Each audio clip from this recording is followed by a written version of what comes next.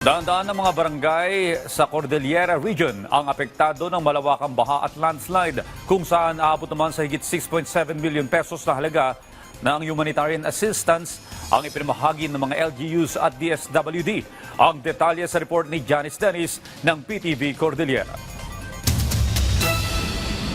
Ngayong tuloy-tuloy ang pag-uulan dahil sa habagat at sunod-sunod na bagyo. Pangunahing banta sa Cordillera Region ang pagguho ng lupa.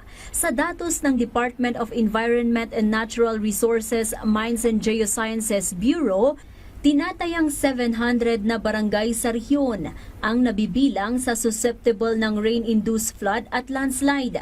Karamihan sa probinsya ng Benguet, Kalinga, Ifugao at Mountain Province. Inirekomenda ng MGB sa mga lokal na pamahalaan ang pagsagawa ng preemptive evacuation ng mga residente na nananatili sa mga high to very high susceptible areas.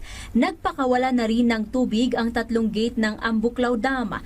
6 na gate naman sa Binga Dam. Pinayuhan ng mga residente na huwag munang magpunta sa ilog na konektado sa 2 dam. Sa pinakahuling tala naman ng Department of Social Welfare and Development Office Cordillera, aabot sa 103 na barangay ang apektado dahil sa bagyong Krising at habagat sa rehiyon. Nasa 9,000 na pamilya na binubuo ng 28,000 na individual ang apektado.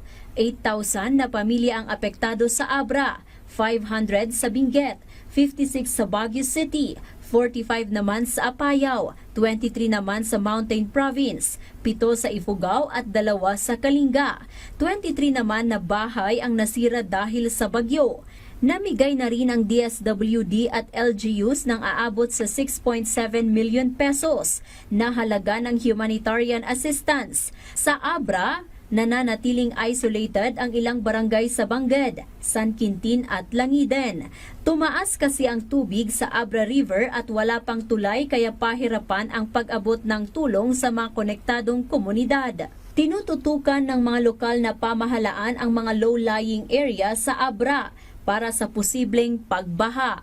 Mag-ingat pa rin po, stay safe and stay dry, huwag po lumusong sa kung saan-saan. Kung hindi po mahalaga, huwag na lang po lumabas ng mga kabahayan ninyo. Kung hindi po mahalaga yung mga pupuntahan nyo para iwas po disgrasya.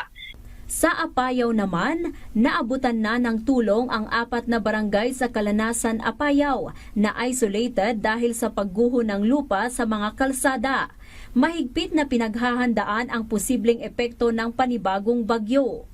At ito yung low-lying areas, no, na i-warning ko man ito yung LGUs na yun na mag-evacuate kayo evacuate. And anyway, dapat evacuation centers na yun readily available.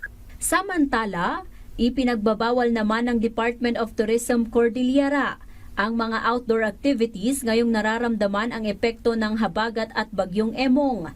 Ipinaalala sa mga tourism establishment na i-activate ang mga protocol at isagawa ang mga safety measure para sa seguridad ng kanilang kliyente.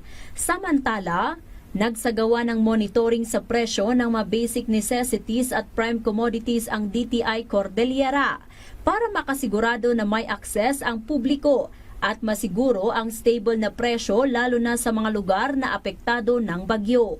Janice Dennis para sa Pambansang TV sa Bagong Pilipinas.